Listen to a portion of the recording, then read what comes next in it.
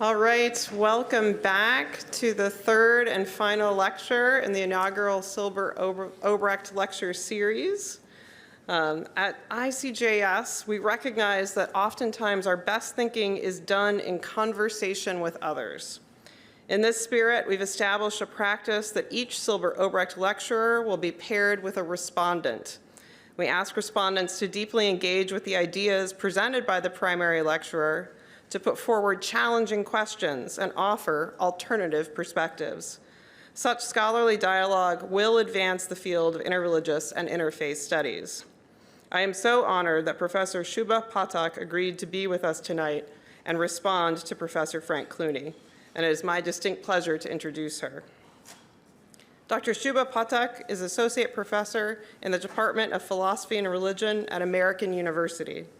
She is a historian of religions who interprets epic myths from India, Greece, and Rome. She teaches on the intersections of religion, philosophy, and politics in classical and post-classical contexts, and researches epics in their original and later literary forms to illuminate their paradigmatic pantheons and their authors' creative understandings of their places in the universe. She's the author of Divine Yet Human Epics, Reflections of Poetic Rulers from Ancient Greece and India, and an editor in a volume entitled Figuring Religions, Comparing Ideas, Images, and Activities. She has studied both the social sciences and religion, earning a Ph.D. in social and behavioral sciences from the Johns Hopkins University Bloomberg School of Public Health, and a second Ph.D. in the history of religions from the University of Chicago. Please join me in welcoming Professor Pathak.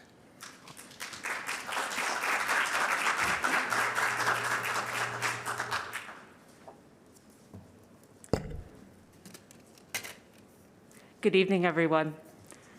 I wanted to just begin by thanking some of the people who've made this wonderful set of lectures possible. First, the Silber and Obrecht families, thank you so much for your vision and for your generosity. It's wonderful that you took the initiative to put this together, to get it in motion, and we're just so grateful. Thank you so much.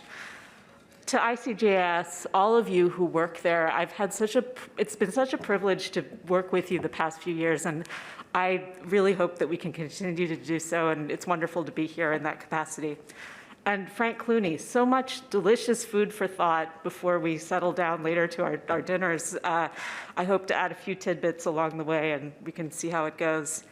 And finally, our audiences, both in person and online.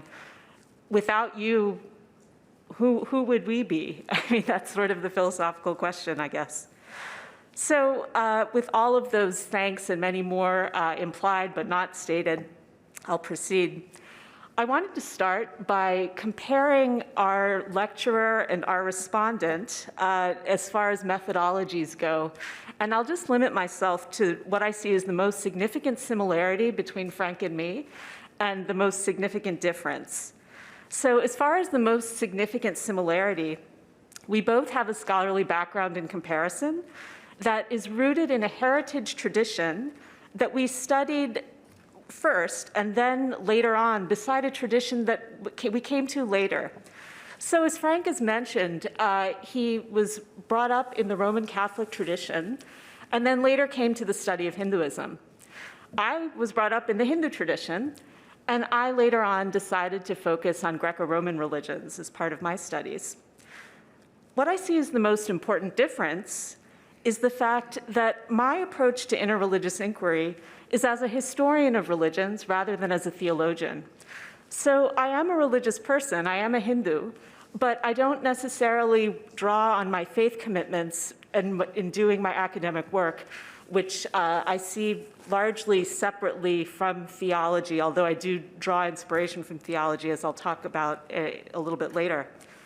So what this means is that when I answer Frank's call for autobiographical interreligiosity, I do so in a more limited fashion, or in a more focused fashion, you could say. I chart a place for personal privacy in a pervasively confessional culture. And here I would distinguish between people's disclosures of their personal religious practices from all the kinds of self-disclosures we see through social media. I'm not trying to be glib about what I see as confessional. But what I do want to do is just mention that I respond to all kinds of confessions, whether they happen on YouTube or TikTok or whatever, or in the pews or in the prayer halls or wherever. I respond to these in similar ways simply by limiting my own self-disclosures to things that I think are most relevant, at least as far as my perspective goes. So here, I find particularly helpful intellectual autobiography. And so as far as my scholarly past and present, I'm going to draw on some moments in my scholarly development that I think helped me figure out what kinds of comparison I was most interested in doing. And these three kinds of explicit comparison are the ones that I'm going to be focused on in this talk. So each of these explicit comparison types is connected to a particular work, a religious work, a kind of scholarly religious work that I came to in my studies. And each of these three works deals with this pair of concepts that I think is important in illuminating the way. So just, I guess, by way of background, the written version of this response eventually is going to look at three types of implicit comparisons as well, but I don't have time to get into that, and I know that we all want to eat eventually, right? So I'm just going to focus on explicit comparisons for the talk. So the first kind of explicit comparison I encountered early in my religion-related graduate studies.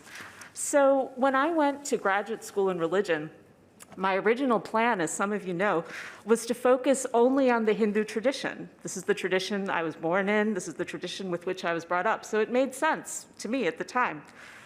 But then I read a book, and sometimes, as you know, you read a book and it changes your life, right? Yes. So the book, one of the first books I read that changed my life with regard to religion was by the historian of religions, Wendy Doniger. And she published a book in 1998 called The Implied Spider. And it made me realize that I could engage in intercultural comparison, that I could learn more perhaps by studying the epic myths that I was interested in from India in light of the epic myths from other places. And for me, because I was interested in polytheism specifically, it made sense to think about Greece and Rome. It just made sense. And what Doniger does in that book, when she argues also for intercultural comparison more broadly, is she distinguishes between what she calls microscopes and telescopes. So when she's talking about microscopes, this is the metaphor that she's using to talk about comparative mythology. The microscopes represent the minute details of a myth that remind its audience that its authors have everyday human experiences. The telescopes, however, are the awe-inducing aspects of such a story that illustrate its cosmic concerns. So every story has both microscopic aspects and telescopic aspects. And to demonstrate the distinction between these, I'm going to look at two epic tales briefly right now. These each demonstrate microscopes and telescopes. So the first one is from ancient Greece. It's from the Iliad, and that was composed from roughly about 750 to 700 BCE. It's a poem that, as you may know, tells the tale of the Trojan War that was fought for 10 years between the Greeks and the Trojans. So in this epic, there's a character named Sarpedon, who's a king. And he's not a major character, but he's a king of a group called the Lycians. And it turns out the Lycians are allies of the Trojans because they don't live too far away. They also live in Asia Minor. They live to the southwest of Asia Minor. And we learn in the Iliad that, unfortunately for Sarpedon, he's going to die at the hands of a Greek warrior named Patroclus. Now, this is especially distressing to Sarpedon's divine father, Zeus. Zeus, as you may know, is a storm god. He's the king of the gods. And he bemoans Sarpedon's fate, this impending doom, to his sister and his wife, Hera. He wants to use Hera as a kind of sounding board. You know, I've heard this horrible news, and I need to do something. What am I going to do? So what he's trying to figure out is, do I intervene Do I intervene? Do I save Sarpedon and whisk him away to Lycia to save him from this fate that I know is in store for him? Hera says, no, you don't. And this is her argument, more or less. Okay, Zeus, you're looking down at the Trojan War, but realize this, all of us gods, we all have skin in this game. When we look down and we see all of our loved ones, if all of us were to just intervene with everyone we care, to save every human that we care about, the fate of the universe, the fate that's supposed to unfold here in the Trojan War would not unfold properly. And we can't do that. We can't interfere with this. We too are subject to fate. Another argument that Hera makes is that she says that if you interfere with Sarpedon being killed, you rob him of his honor upon death, essentially. He's going to receive a hero's funeral in Lycia. And so if you intervene and save him from that, you're essentially getting rid of that outcome in the short run, which is what is supposed to happen. So instead of intervening, Zeus rains blood on the ground. This is a kind of prescient commemoration of his son's soon-to-occur death. And that is pretty much where the story ends for Sarpedon. The second epic story that I wanted to mention in relation to this story occurs in the Mahabharata. This is an ancient Indian epic. It was composed mostly from about 185 BCE to about 320 CE. So it more or less bookends the birth of Christ by a few centuries. And in this poem, Arjuna, the greatest warrior in the world, is invited by his divine father Indra. Indra also is a storm god. Indra also is the king of the gods, so an analog to Zeus, basically.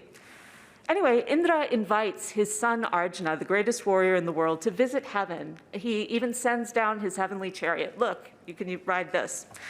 So Arjuna does, and he goes up to heaven, and ostensibly the most relevant purpose is that he's going to get heavenly weapons.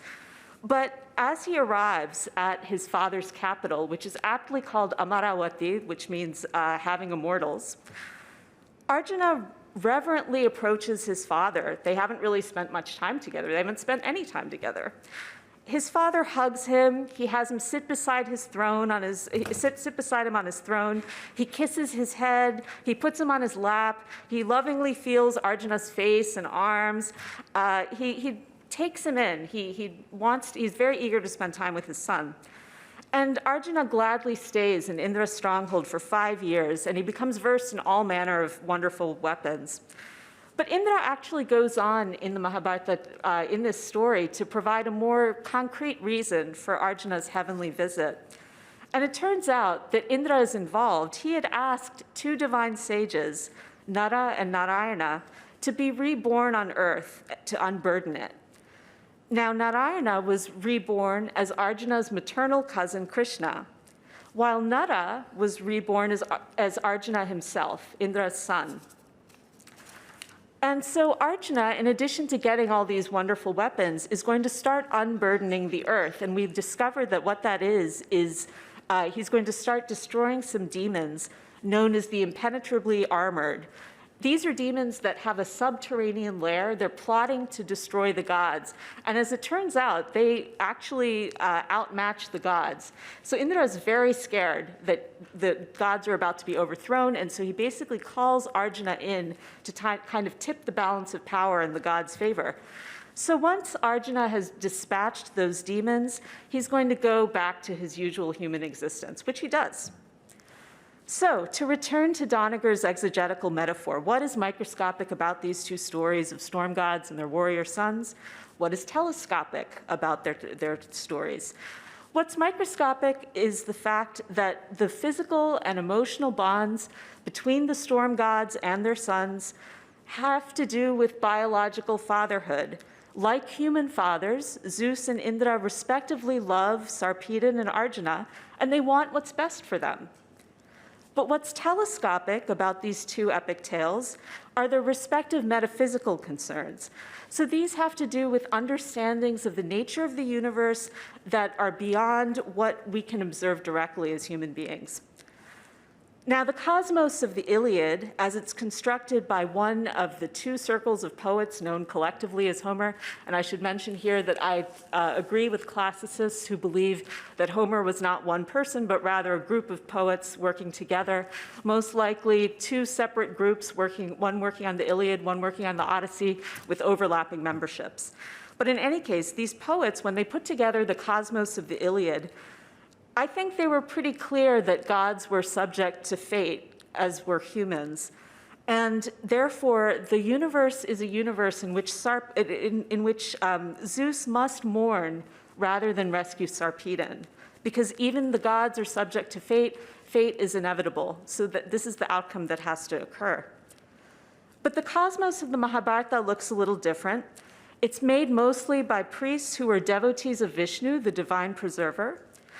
And what they do is they take an earlier philosophical teaching that had been floating around in the Hindu tradition, and that teaching was about Brahman, the cosmic reality. So in the Hindu tradition, before this, the idea that was put forth was that, we look around and we see differences among things, different chairs, different floor, different, there's a ceiling, there are all these people in the room.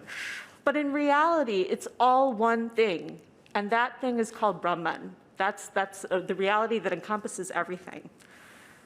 Now, when you have different sects evolve in Hinduism, what these sects do is they say, okay, we worship one god above the others.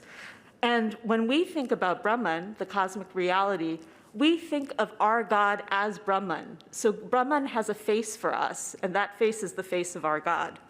So Vaishnavas identify Brahman as Vishnu.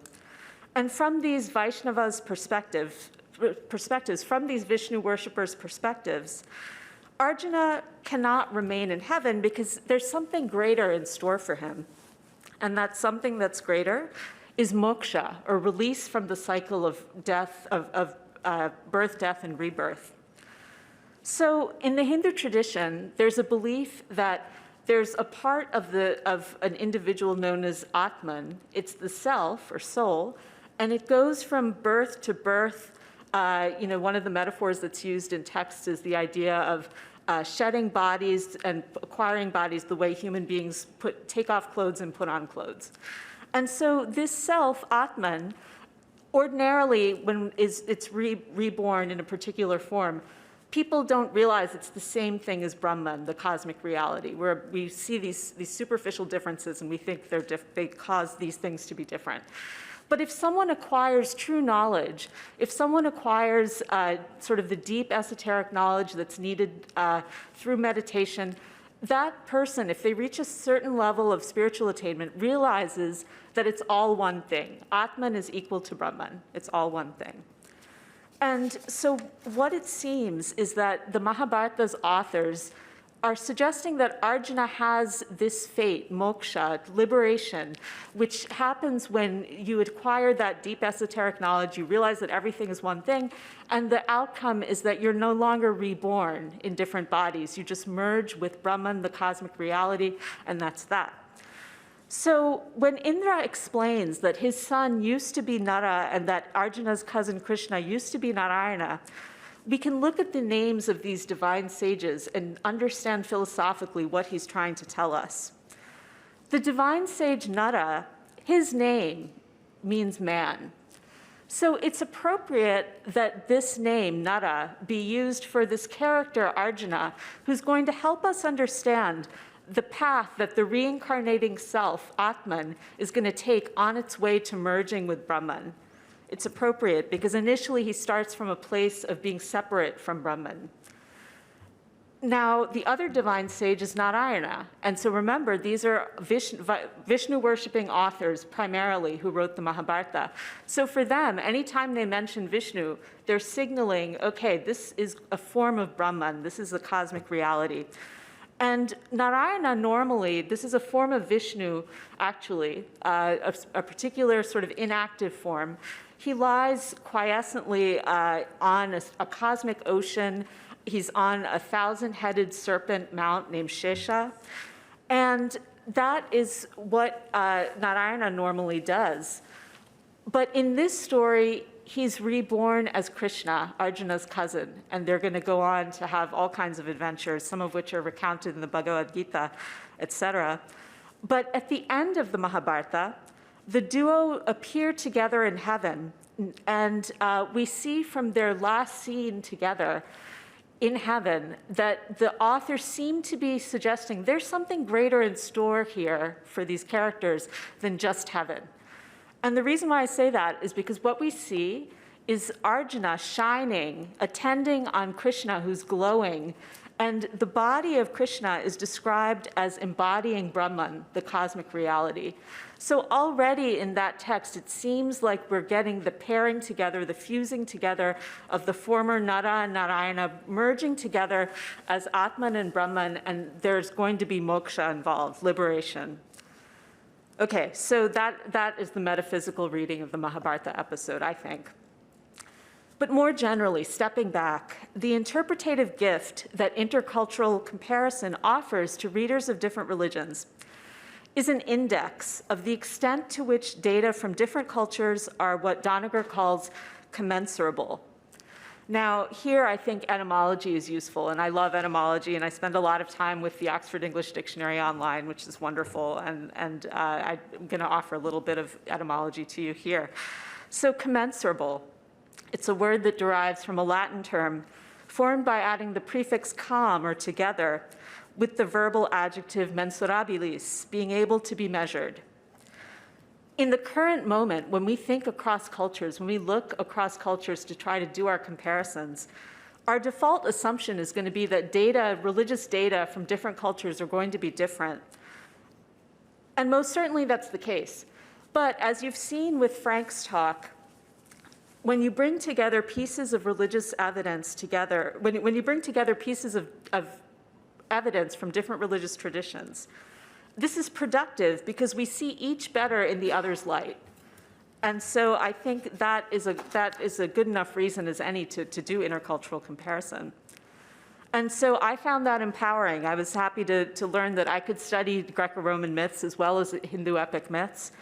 And then I was ready to start my doctoral studies in religion. And I was trying to figure out, okay, I come in with this kind of odd academic background, unusual academic background for a religion person. I started my career after my undergraduate studies. I was a religion major, so I did know what I was doing eventually, although I didn't realize it at the time. I started out studying social and behavioral sciences, as Heather mentioned. I was interested specifically in how these disciplines like psychology and sociology and anthropology, how we could take the lessons we learned from those disciplines and apply them to problems of reproductive health. I was interested specifically in rural Bangladesh and couples practicing family planning. So anyway, when I started thinking about religion, more specifically as a doctoral student, my question was societally grounded because that's sort of where I came from as an academic. So my question going into my doctoral studies was why mythological stories of old mattered to the societies in which they were told. And I think what helped me square my earlier social scientific understandings with my more recent humanistic outlooks was a pair of principles that I found actually was Paul Ricoeur.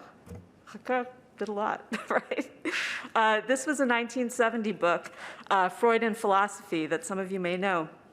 And in this book, two interpretative strategies that he uses to get at the meanings of religious objects. So the first strategy is what he calls demystifying hermeneutics. When he thinks about this, he suggests that any quote-unquote symbol, any type of religious symbol, represents a quote-unquote distortion of meaning bearing discourse, and that gleaning that meaning requires dispensing with the distortion by construing the discourse in terms truer to its actual sense, and thereby doing what he calls confronting bare reality. So what does that mean? Well, I think when he's looking at when he's looking at religious symbols, he's suggesting that those symbols are not the ending place. They are merely serving to distort something that's underneath that we need to get at in order to really understand what's going on. We can essentially dispense with the symbol because we need to figure out what's lying underneath. But Ricoeur offers a different approach as well, and those are known, that approach is known as restorative hermeneutics. He assumes here that any symbol is basically an indicator. Any religious symbol is indicating the operation of what he calls the sacred.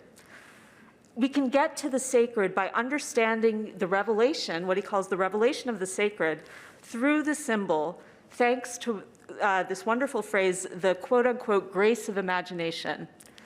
So the idea here is that if we want to understand a religious symbol, and we're using the hermeneutics of restoration, restorative hermeneutics, we're not dispensing with the symbol. We're using the symbol and thinking deeply about it in ways that allow us to understand how the sacred is being revealed through the symbol.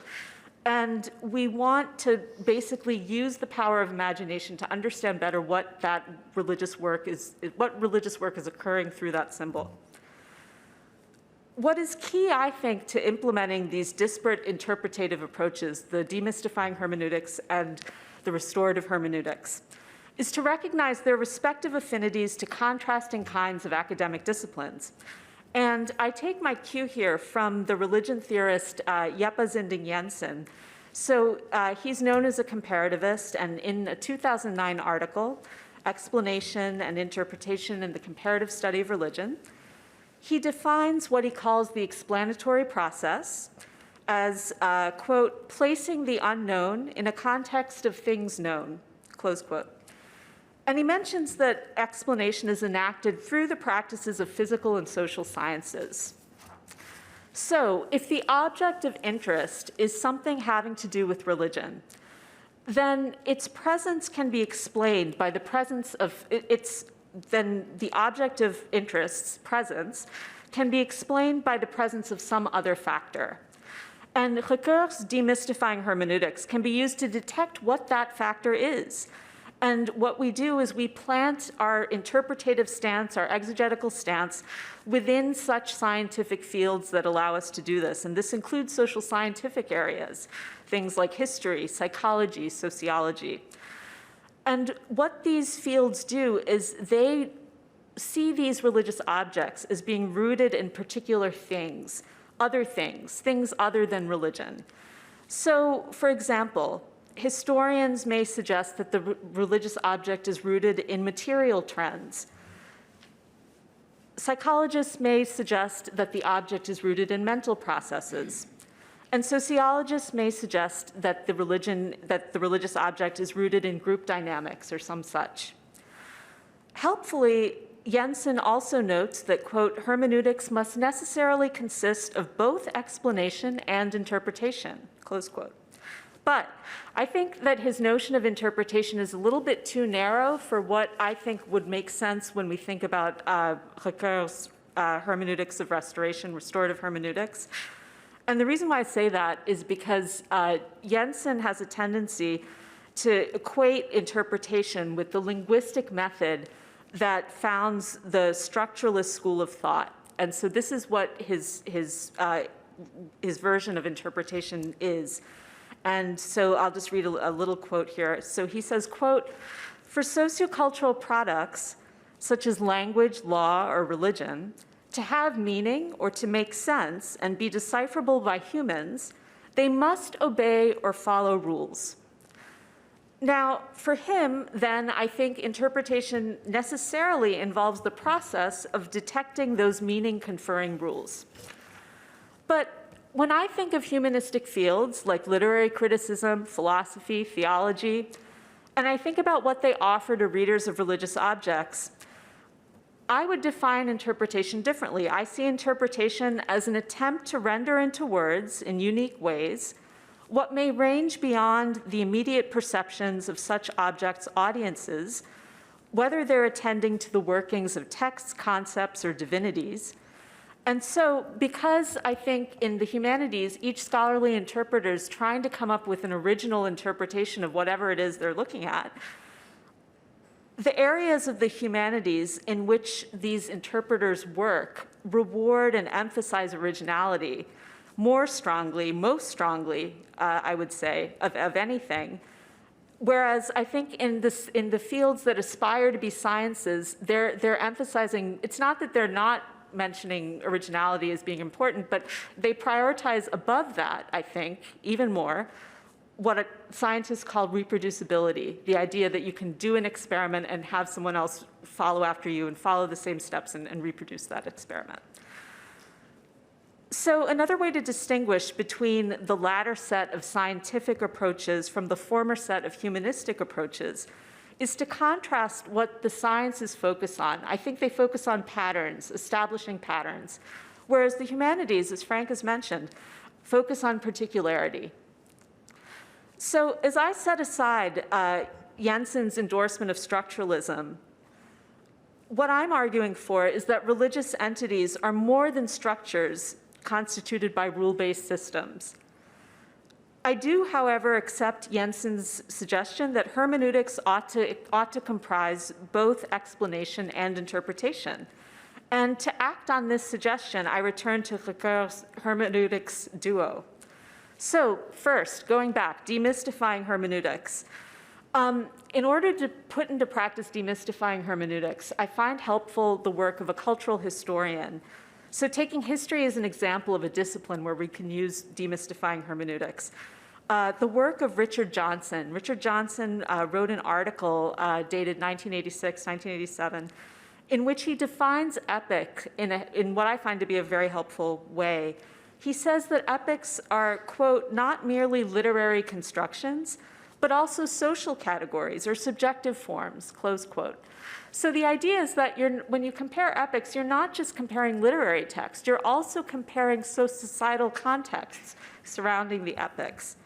And so when we put his idea of what an epic is next to Ricoeur's call for demystifying hermeneutics, and we think about how history can help us understand what epics are doing, I think what we find when we look at the stories of the storm god's sons is that there's a kind of cultural chauvinism, there's a kind of nationalistic kind of triumphalism in these epics that's underlying the surface of the mythological stories. And I wanted to just explain how we see that. And I think we see this particularly in the Greco-Roman tradition when the story of Sarpedon is basically transformed by the master of transformation, the Roman poet Ovid, who wrote an epic called the Metamorphoses. So this was written between 2 and 8 CE, so pretty soon after the birth of Christ. So when Ovid retells the story of the Trojan War, he retains the character of Sarpedon. He even retains the fact that Sarpedon comes from this problematic place, Lycia. I say problematic because for the Greeks and Romans, they were trying to construct a kind of Occidental identity in opposition to the Oriental identity of people from Asia Minor and other parts of the world in the Asian sphere. So when Ovid talks about Sarpedon, he still retains his status as a son of Jupiter. Jupiter is Zeus's Roman equivalent, as you may know. But he mentions this king, Sarpedon, simply to say that he's the leader of troops who become the fodder for the Ithacan ruler and Greek hero Odysseus' sword. So essentially, the only reason why Sarpedon is mentioned is to say his troops are going to be hacked to pieces by Odysseus, the hero from Ithaca. And he's no longer thought about as being someone that Jupiter cannot save from death. The story has changed. But in transforming the story, what Ovid has done is he's transferred Jupiter's overt affection to his sons Rhadamanthus and Minos. And these are sons that grow up on the Greek island of Crete. And the reason why they're on Crete is because when Jupiter impregnated their mother, he had actually lured their mother to Crete. She was a princess named Europa.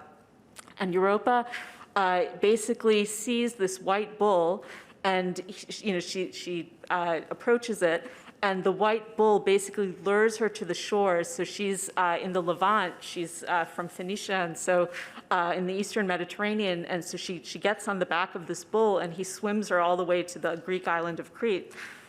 after he takes off his bull form, he impregnates her. But Jupiter himself acknowledges in Ovid's epic that he too is subject to fate, because ordinarily he would try to stop his Cretan sons, Rhadamanthus and Minos, from growing old. But he's not going to interfere with fate. He says, we gods are subject to fate. So it seems like Ovid has internalized the lesson that Zeus couldn't learn in the Iliad except through, talking with Hera. Ovid presents it in a different way in the Metamorphoses. And in the process, asserts his Occidental identity. That's what he's doing here, I think. Because he's distancing Jupiter from the Orientally origin Sarpedon. But the ancient Indian poets and priests who put together the Mahabharata are doing something different. They're claiming their Oriental Indian identity, and what they do is they situate their hero, their mythology's greatest warrior, Arjuna, they situate his begetting, his birth, and his bringing up in their own home area, which they elevate in two ways. First, we learn that Arjuna is born to his mother, Queen Kunti, of the kingdom of Kurukshetra. And Kunti uses a mantra, or incantation. And the reason why she has the ability to use this mantra, it's a special mantra that can be used to call down any god and have that god create a child with this person who's chanting the mantra. Now, the reason why she has this is because when she was a teenager growing up, her family had a really, really difficult visit paid by them, to them by this man named Durvasas.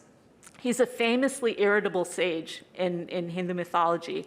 So when he shows up, people generally are on edge. They're very, very much on edge. And he was basically the house guest from hell. He just did everything wrong. He was really demanding.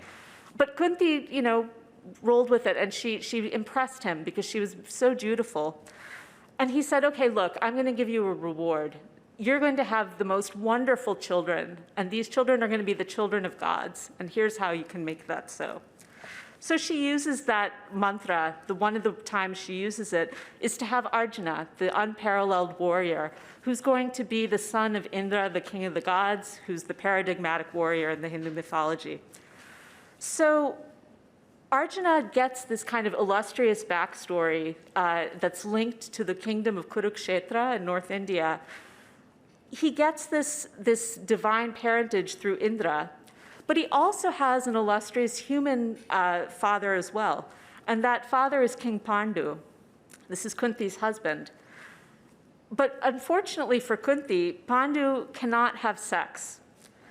Why can't he have sex? Well, he also had tangled with some irritable sage. I'm not going to get into that story right now, but he was cursed to die if he makes love. And as a result, he swears off sex for a while. And by the time Kunti is able to use her mantra to call down Indra, Pandu has already encouraged her to do this. And he's even decided that they should try to get on Indra's good side and worship Indra for a year to impress him before he goes ahead and blesses the couple with their most valorous son. So he would have come down anyway, presumably, but Pandu, I think, wanted to be involved somehow. But he also has an impressive backstory. Before all of this son-producing happened, he subdued from their capital of Hastinapura, the elephant city, the rulers of all the other countries in the world. And this created a nationalist legacy that you can see even today in India's capital of New Delhi. New Delhi is only about 60 miles southwest of Hastinapura's storied ceramic remains. So they create this story through archaeology, connect themselves to this ancient story and say, this is our place, this is our place. And Arjuna's our guy. So stepping back once again, demystifying hermeneutics then, I think, can help us see the cultural dynamics, the identity politics that are at play with Greco-Roman and Indian storm gods' relationships with their sons. But restorative hermeneutics tell us something different. I think they bring into sharp focus the human-divine interactions behind those family bonds. More specifically, I think they help us see the ethical dimensions of the unions of the storm gods with their sons' mothers. And here I'm drawing on the work of a philosopher, a feminist philosopher and art historian, A.W. Eaton. She wrote an essay in 2005 called Painting and Ethics. And in this essay, she looks at a painting. It's the painting called The Rape of Europa, which some of you might have seen. It's a painting by Titian, the Renaissance artist, and it was painted from about 1560 to 1562. And in this painting, you know, the word rape, both in English and in Latin, when we look at the verb rapere, it doesn't necessarily have to mean an act of sexual violation. It can also mean an abduction, you know, something that doesn't involve sex, exactly. But when Eaton looks at the painting itself does not depict the sex act. The painting depicts the white bull carrying Europa away across the ocean, across the Mediterranean Sea. And so when she looks at that painting, she says, you know, Titian actually is glorifying that sexual act. It hasn't come yet, so to speak, but what is happening here in the painting is that you see signs of glorification of this sort of imposition of this God's will on this young woman. And she takes issue with that. But I think that our poets, Ovid, when he portrays Europa's encounter with Jupiter, the Mahabharata authors, when they portray Kunti's encounter with Indra, I think they're doing something different. I think they're more sensitive. So when Ovid tells the story of Jupiter and Europa, that Titian will go on to illustrate later, the Roman poet, unlike the Italian painter, does not glorify Europa's abduction, in my view. At the beginning, before he even begins his story, he has this kind of this kind of intense sentence where he says that sovereignty and passion do not sit well in the same space.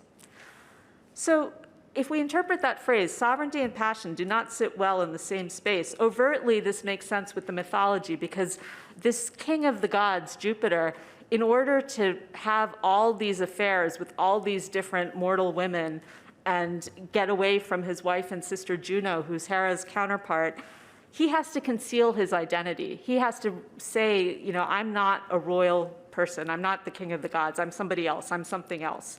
And he approaches these women through these disguises. But there's another way, I think. That's sort of the overt way to take this phrase, sovereignty and passion do not sit well in the same space. But there's also a covert interpretation as well. And I think what Ovid is saying here is that Jupiter's kidnapping of Europa is not about passion. It's not about romantic love at all. It's a power play. It's a power play rather than a love match. So another way I think in which Ovid is sensitive to Europa's needs is he clearly delineates Europa's fear as Jupiter steals her. From the moment when Europa sees this white bull, she's afraid. She is afraid to make this initial contact with the Jupiter bull. And when he swims away with her on his back, she's quaking in fear. Ovid depicts this. There is a brief intervening period where everything seems to be okay. She fearlessly touches the bull's chest. She interweaves his horns with floral wreaths. Everything seems to be fine. But she realizes, you know, when he's swimming away with her, something bad is going to happen. Another way, a third way in which I think Ovid is sensitive is that he omits the sexual act that brings about the births of Europa's sons by Jupiter. And he states simply that Jupiter had removed his bovine guise by the time he arrived in Crete, and then whatever happens, happens. And similarly sensitive, I think, to Ovid are the Mahabharata poets, the epicists who put together their version of these kinds of stories. And they are depicting the circumstances that surround Kunti's experience with Arjuna's biological father, Indra. So the Indian epic poets, when they depict this story, they also skip over the details of the sex act. All we know pretty much is that Kunti has been asked by her husband Pandu to call down Indra. She does that. The god king quickly manifests, he impregnates her, and he leaves. That's it. We don't get much more than that. The Sanskrit is very, very terse. Nonetheless, the Mahabharata's makers, I think, afford Kunti some agency, even within her patriarchal, patrilineal, and patrilocal contexts. Patriarchal, because this is a society where men have power over women. Women don't have much power. Patrilineal, because this is a society in which the inheritance passes down through sons, so the eldest son inherits, generally.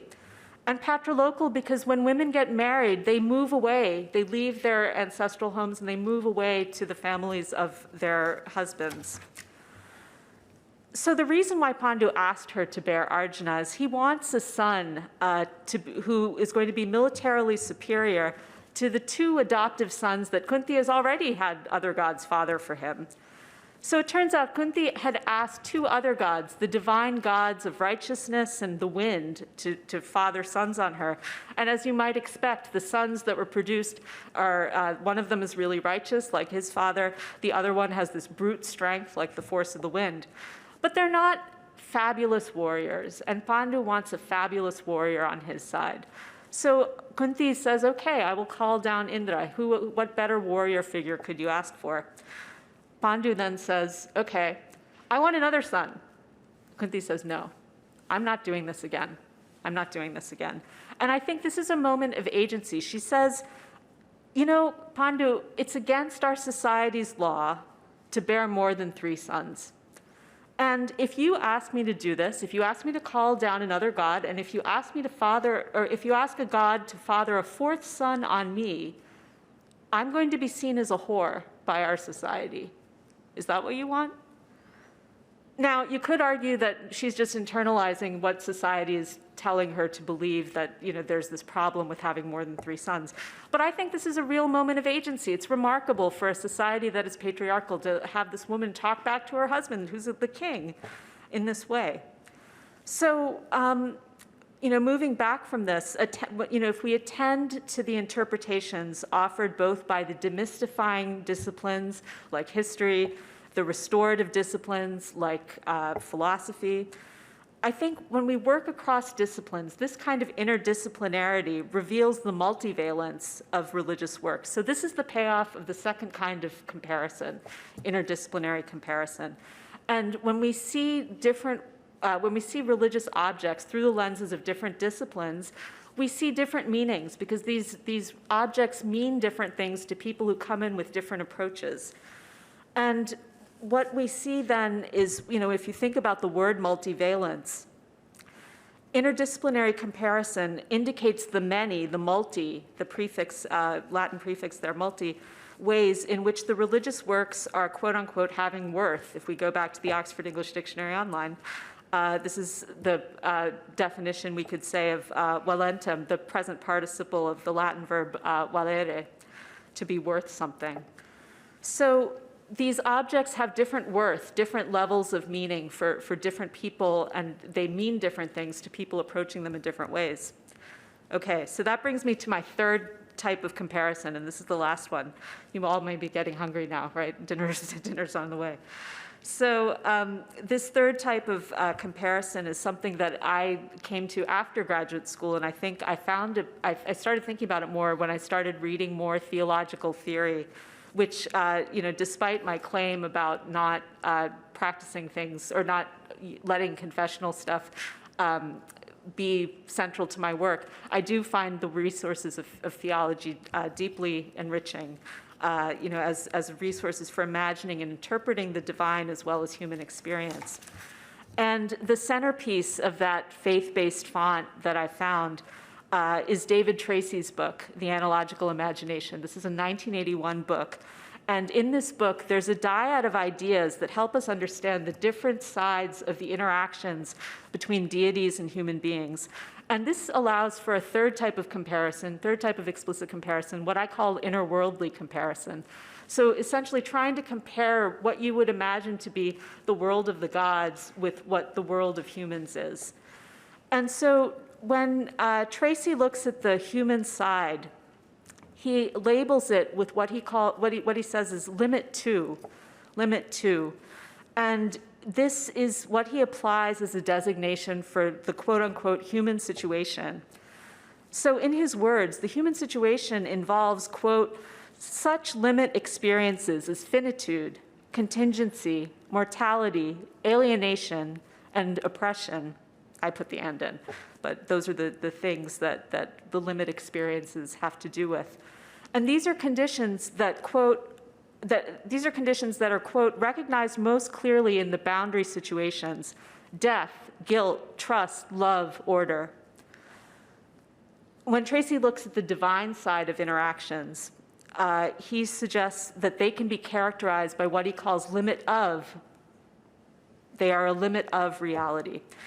It exists beyond the boundaries of human life. I think that it's discerned by virtue of its illumination of those human boundaries. So when we look at these encounters between gods and humans, we can see them from the divine perspective and how a divinity might perceive that type of encounter, and the human perspective, what the human might see. And I think when we look at these accounts of the storm gods interacting with their future sons' mothers, we find that while they're depicted elliptically in the stories that I've just told you, the sex acts don't really get much attention. They're fleshed out, literally and figuratively, by other stories that these epic poets tell. And what they do is they use the same, they start with these couples. We have Jupiter and Europa for Ovid. Then we have Kunti and, or rather we have Indra and Kunti for the Mahabharata poets. And what they do is they retain one member of each of those copulating couples and tell another story that helps us understand what that experience, that sexual experience, might look like. So in part to understand or to answer the question, I think these poets do this in order to resolve some of the questions we had about those elliptical sex acts. So in part to answer the question of what precaution Jupiter must take with Europa after reassuming his true form. Remember, he's no longer in the form of a bull, so he now is going to have sex with Europa, and it's not quite clear what that looks like. So to think through this problem, Ovid tells the sad tale of Jupiter and Semele. Semele actually is Europa's niece. She's the daughter of Europa's brother Cadmus, and you can imagine Juno, Jupiter's wife. Jupiter has slept with Europa. Jupiter has slept with a lot of individuals. So she's been humiliated time and time again. Now, this ultimate outrage, Jupiter has not only slept with Europa, he's now slept with Europa's niece. So he's carrying on with members of the same family in different generations. So you can imagine Juno's pretty upset with Europa's family at this point. And in revenge, Juno temporarily transforms herself, this is in Ovid's Metamorphoses, into Semele's old nurse. She urges Semele to ascertain Jupiter's identity by demanding from Jupiter evidence of his love for her. And she encourages Semele to request that Jupiter approach her in the same resplendent form in which he approaches Juno. So as I tell my students, you should always consider the source of where you're getting your advice, right? But Semele doesn't realize who Juno is. She just thinks Juno is her nurse. She's taken on a disguise. And Semele acts on this slanted advice, and she requests a wish from Jupiter. And she says, okay, I'm going to wish for something, but you have to tell me that you're going to grant it before I tell you what it is. He says, okay, yeah, I'll do that. Moreover, I'll swear on the river Styx. I'll swear an oath. Problem is, he doesn't know what it is. When he finds out what it is, he wishes he hadn't done that, because she wants him to approach her in the way that he would approach Juno. And he has to do it because he's sworn to do it. So he does. He takes on his usual celestial form with the thunder and the lightning. He tries as best as he can to make this form less impactful. It doesn't work, though. She cannot withstand Jupiter's impact, when she's in his presence, and she dies. She's already pregnant, though, with their child, and he takes their unborn child, and he incubates the baby to term in his thigh. A less disastrous fate, though, than poor Semele's plight awaits Arjuna's mother, Kunti, the first time she summons a god to father a child on her. Now, if you remember, she got this power to basically chant a god to come into her presence and impregnate her. She got this power as a teenager. And like most teenagers, when they get something cool, they want to try it out immediately, right? So she does, and she looks up at the sun. She sees the sun god, and in the Hindu tradition, the sun is a god, Surya. So she invokes Surya to come down on her and father this child. And all that the Mahabharata poets tell us is that when he does this, Kunti is dazed by his fiery light. But she survives their union. It's not as bad as what happened with Semele and Jupiter. And she has her virginity restored. When Surya is done with her, he restores her virginity. And so all she's left with is her infant son by Surya. Problem is, though, in this society, if you're a young, unwed mother, things don't go well for you, and she's worried about the scandal. So she takes her infant son and she hurls him into the river. So I will return to him in a minute, but what I wanted to say first was that the distinct experiences that the humans and the divinities have of these close encounters, we can see through interworldly comparisons. You know, when we look across these two kinds of stories that tell us how humans and divinities interact. But it's not just an opportunity to see the discrepancies between the divine experience and the human experience. That's what I've been talking about so far. The fact that Jupiter and Europa have very different, or rather Jupiter and Semele have very different experiences of their sexual act because they are necessarily different from one another. Similarly, Kunti and Indra have different experiences of their sexual act.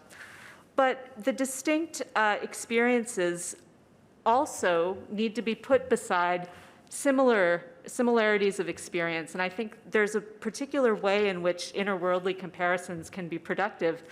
They show us synergies. And the word synergy derives from the Greek noun synergia, which is formed when you add the Greek suffix ia. This is a suffix that you can add to any adjective to make it a noun.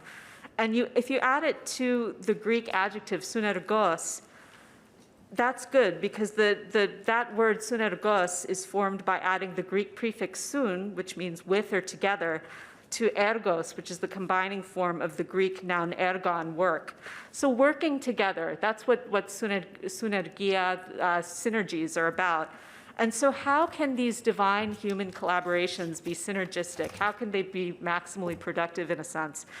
Well, even though Jupiter and Semele's pairing ends poorly, he has impregnated her, and then she wanted him to show up in his divine form, and when he did, it was something that led her to die. But through the child she had had through him before she had made that request, Jupiter, because he's acting as a surrogate as well as a begetter, carrying the child to term, she, through him, is able to give birth to Bacchus. So she's dead, but the child has survived, and Bacchus survives. And as you may know, Bacchus is the Roman god who's the counterpart of the Greek god Dionysus. So the god of winemaking and revelry and those kinds of things. Another productive legacy is the destiny of Kunti's firstborn son. This is the son of the sun in the sky, and the sun's son is named Karna. He's born to become the best of all sword bearers. So we have this infant who grows up. He's allowed to grow up because he's rescued from the river. An outcast charioteer sees this infant in the river and fishes him out and is willing to adopt him with his wife. And so to the outside world, he's a societal outcast. But he has a divine connection. He's the son of the sun. And he's also, his mom was in the warrior class, so he's a born warrior. So I think this articulates an incipient sense of social justice on the part of the Mahabharata's authors, because what they're saying to us is that it's possible to have what people perceive as a lowly social status and yet be worthy of admiration. And in fact, in spite of his lowly adoptive status, Karna is able to impress the cousins and opponents of his younger biological brother, Arjuna, enough to be given a kingdom of his own. So he acquires through merit a kingdom of his own, and from that kingdom he goes on to plot the death of Arjuna. He becomes Arjuna's arch nemesis, and I'm not going to go into what happens after that, but if you're curious, read the Mahabharata. It's a wonderful read. Takes a while, but it's a wonderful read. Anyway, these two products of divine-human collaboration, so just to conclude here, the revelry linked to winemaking and the interrogation of social injustice can form firm plots of common ground between religions. And so just to recap what I've done, I've introduced 3 types of explicit comparison that I've come to in my studies. Intercultural comparison helps us understand commensurability, the extent to which you can measure together 2 different religious objects from different places. Interdisciplinary comparison helps us see multivalence. So when you bring different disciplines to study religious objects, you can, if you look at the same object, you can see it in many different ways because different disciplines tell you different things. And finally, interworldly comparison. When you look at these kinds of comparisons that juxtapose human experience and divine experience, you can then gain an appreciation not just of the differences between the gaps that separate humans and gods, but also you can glean something about the collaborations, the opportunities to work together, the synergy that can exist. So that is all I have, and so I would love to hear what you think, and I thank you so much for your time.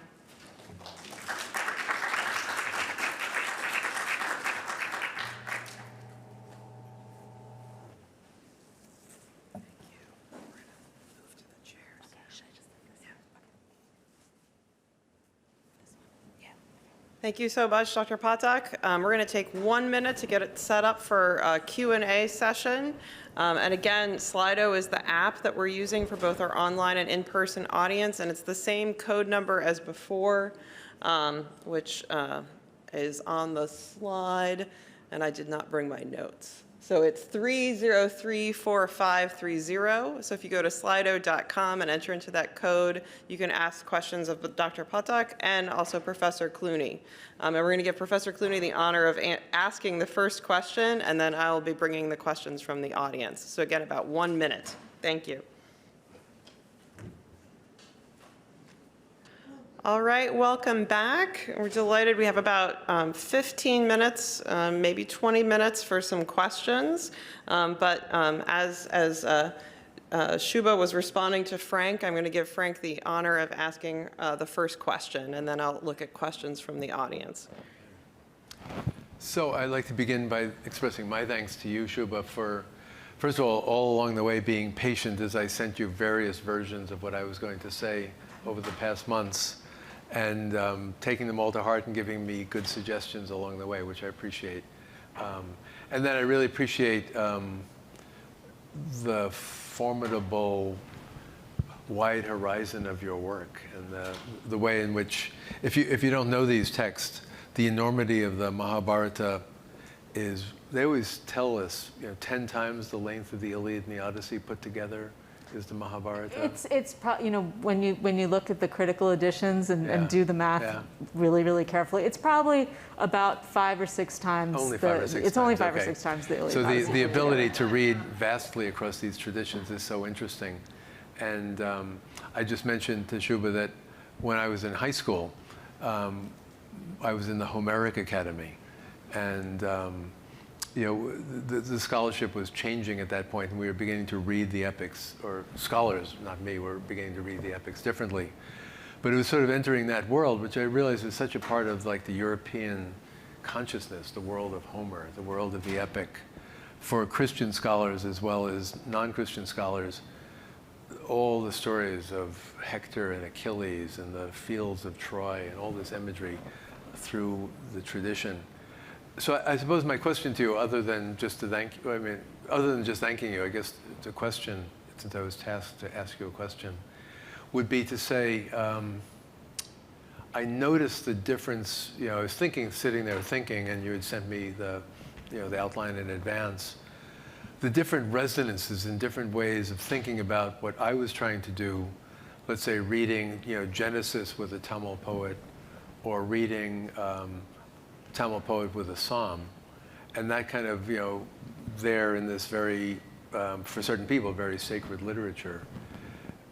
does reading Homer as a starting point change the whole dynamic? So you say you're a historian of religion, and Wendy Doniger's work is important for you, and so on like that. That in the Western consciousness, even today, how the Bible is treated and how Homer is treated are somewhat different. I mean, Homer was sort of like a Bible for many a scholar in the 17th, 18th, 19th century. But is starting that way, does it still leave room for the kind of intense, like inside the canon comparisons I was doing? So reading Tamil poetry, this is ecstatic poetry. It's come out of the saint's mouth with the Psalms or the Song of Songs. What does your category, the way you're doing this so brilliantly with, Homer, in quotes, and Ovid, and then the Mahabharata, and you say in the book the Ramayana, does that leave, where is there room left for reading the Psalms and the Tamil poetry as kind of a psalter, a prayer book? How do you get from what you were doing to what I was doing? Well, I think this may boil down to some of the differences in our interpretative approaches. So I think both are valuable. I think that for me, I'm not so focused on the sort of implementation in religious practice of that comparison. Whereas I think in your presentation, as you showed us, it enriches your spiritual experience as a Catholic to have that dialogical partner in the poetry of the Tamils.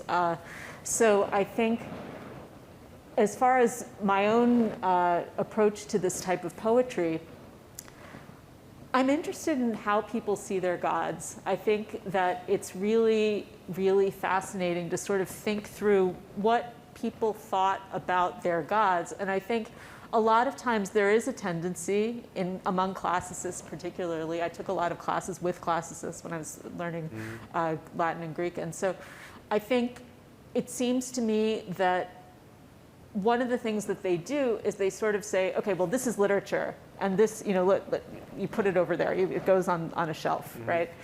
But I think I like taking these down from these different shelves and putting them together, because it helps me understand, originally these were gods for people. These people had interactions with their gods. So even though I myself am not concerned with my own experiences with gods as I'm reading this, I'm concerned about their experiences. I want to understand those experiences better. And so sometimes it helps to understand what theologians say. So, bringing in Tracy's work or someone like that, or someone like you. It's helpful to know those things and to see how they can help us understand what it meant to be religious in the times when they were worshiping these gods. Yeah. Just a quick follow-up, and then I'll turn it over to Heather. Would you say that, it's not quite a question of which came first, but did reading Homer open up the way you read Mahabharata, or did reading the Mahabharata and knowing those stories probably earlier in your life, did that give you a perspective on Homer that changes the way you read Homer compared to other people reading Homer? Yeah, I think the answer to both is yes. So I think what I would say for the first one, the first one was reading Homer next to the Mahabharata. Yeah, and there is the Homer, and then this is sort of a non-sacred text in technical terms. Does that give you the Mahabharata as an epic, as a classic work? Yes, not actually. A scripture, this is something I talk about in my book, the fact that for us readers of epics in general, wherever the epics come from, Homer is the paradigmatic author of epics. So even the definition of what an epic is based on Homer. So, the early readers of, one of the things I talk about is the fact that for the early people who are studying Homer, when they were coming up with their categories, what they construe as epic poetry is Homer, is the Iliad and Odyssey. So therefore, when we go into English and we talk about what epics are, this word epic comes from epikos, this Greek word. So it derives from a Greek word epos. So when we think about what an epic is, we can't help but think that we're talking about Homer. And so one of the things that I'm interested in doing is sort of saying, okay, well, that's great, but then there are also these features of these Indian epics that are different from Homer. Yeah, okay. And that's, that's Excellent. kind of what I talk about, yeah. Over to Heather. Yeah, I want to bring some questions in from the audience, and the first one directed at you, Dr. Pathak. How do you determine which of your three approaches to apply in any comparative situation? Sort of thinking about, I think, the three forms of comparison that you outlined. Yeah. So I think, in general, another approach that I think I sort of have gotten from Professor Doniger's work, also Wendy Doniger's work, is the fact she talks a lot about having a toolbox of approaches, being very eclectic in your methodology. I think it depends on the situation. When you see a problem or something that you want to fix or something that you want to intervene in, do you use a wrench? Do you use a screwdriver? Do you use this? Do you use, what is in your toolbox? So I bring a big toolbox. I try to fill it with a lot of different tools.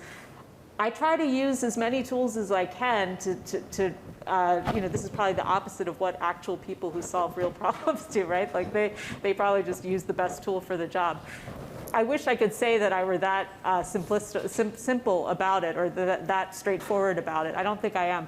And I think the reason I'm not is because I like to sort of see how different tools create different kinds of meaning for me. And so I think my first phase is probably kind of a test phase where I'm just sort of trying out different things. Okay, what works? So initially I'm sort of casting around, figuring out what type of interpretation what type of approach to comparison would work.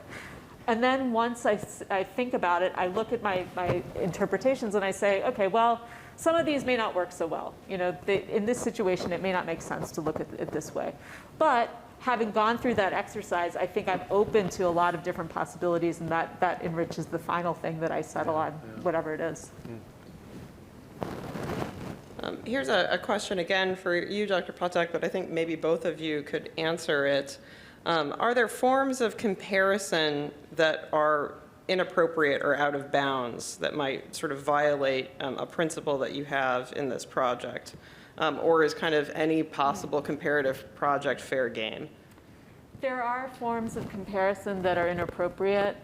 There are actually a lot of theorists who've talked about this.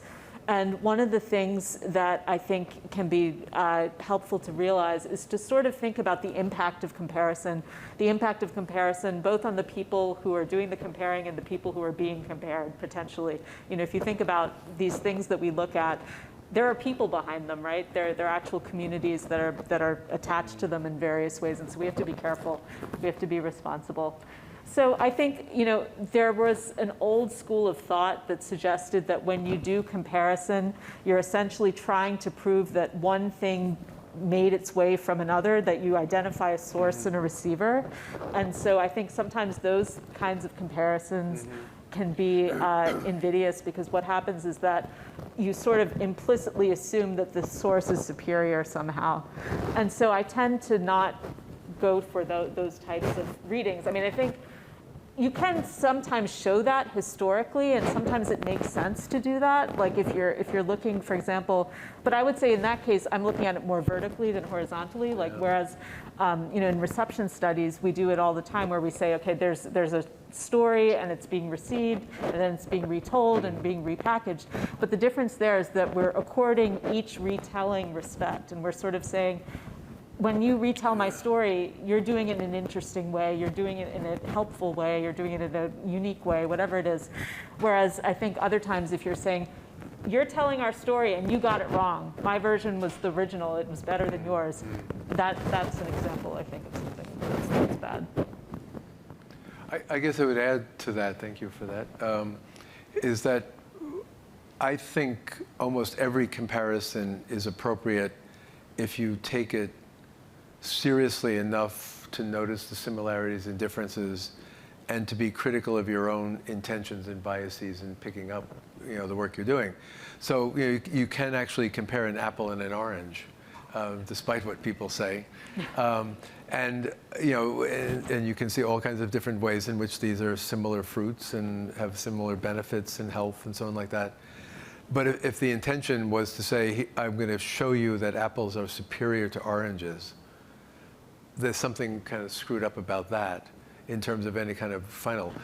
Therefore, in religious literature, I think the comparison, most comparisons can work. So, reading the creation account in Genesis alongside ancient literature, of Babylon, Babylonian context and all that, Gilgamesh and so on, stories of the beginning, can be quite wonderful. Or reading the stories of Jesus in terms of wonder worker stories in the Mediterranean in that time period and so on, can be quite wonderful.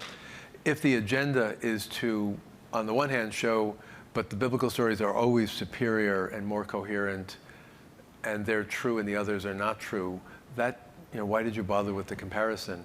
But if it's the other way to say, this is just one more story, one more creation myth, or Jesus is just one more wonder worker, I think that too would be problematic. Even though on one level it is true that you cannot be immune to these kinds of comparisons, if the intention is an agenda that's set and finalized before the comparison is done, then it ends up being a bad comparison, I think. You have to be open. Once you commit to it, you have to be open to what you find. And you have to respect that certain people may see your comparison differently because they belong to a certain faith community. And some people be offended by it no matter what you do. Yeah. All right, I think we have time for one more question. And this is mostly a provocative statement. And then, but it goes back to, I think, what you highlighted, Shubha, at the very beginning about ways in which you and Frank are similar and ways in which you are different. And I think this one is focused on the difference. So Clooney is doing interfaith work in order to better understand the divine. Pathak is doing interfaith work to improve understanding between humans. Discuss. Whoever wants to go first should just jump right in. Wow, I think I have to think about that. I mean, I would say while you're thinking, I would just say that, is that even accurately phrased? And no offense if the person is sitting here. Would you see yourself as doing interfaith work? Or the distinction I was trying to make last night about the interreligious and the interfaith, and the interreligious is always subsequent upon the interfaith. I was putting that out there. That I do see ultimately my work only makes sense because it's interfaith work, even though I have enormous respect for it and realize the need for the interreligious work. So you see interfaith and interreligious as being completely separate and not interfaith as a subset of interreligious? Interreligious is a subset of interfaith. So I think that may be where we differ. Yeah, and that's why, in terms of that question, in terms of your interfaith work, that I would say on some level, at least in terms of your academic work out there, you're not doing interfaith work. Yeah, I agree. Yeah. I don't think I'm doing interfaith work. And so that's the difference underlying, even before that question is raised. But I think, the world is better off if we're both doing our work and can sit here and talk to each other about the work we're doing. I think that's right. Yeah. And on that note, it's a wonderful note to... Can I just add, I think it was marvelous for 40 years that Wendy Doniger, who you quoted, and David Tracy, who you quoted, were colleagues in the Divinity School at the University of Chicago. And I think they were friends, and I think both of them would say, they're both living, that they were both better off, the theologian and historian of religion, because they had offices down the hall from one another for all those decades. That's a wonderful note to end this lecture series. Thank you all for joining us here at the Loyola University of Maryland for the Silber-Obrecht Lecture Series. And for everyone online, thank you for joining us online. And we look forward to seeing you again in 2025. Good evening. Thank you all.